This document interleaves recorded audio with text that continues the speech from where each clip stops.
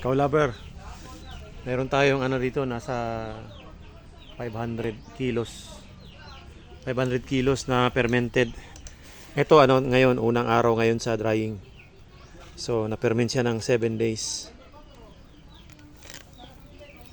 Tapos ang problema ngayon, di masyado mainit.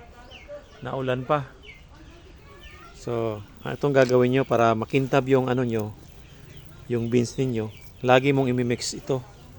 I-mekos-mekos nyo po ito. Lagi ganyan.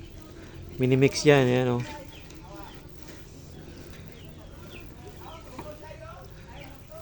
Ginaganyan yan. Kada oras, 2 oras. Oras-oras.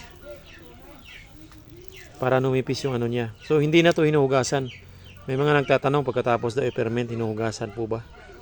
Hindi po hinuhugasan. Yung fermented beans, hindi po yan hinuhugasan. Diretso po yan sa drying.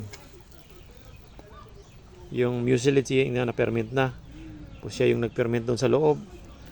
O, yan ang fermented beans. Sa kulay pa lang.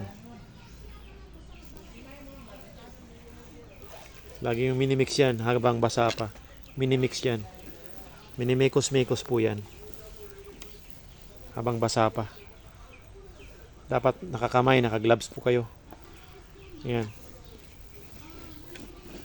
Ganyan nyo po yan. Oh. Nakagloves kayo, pwede. Ninipis yung kamay mo nyo dito eh. Acid to eh.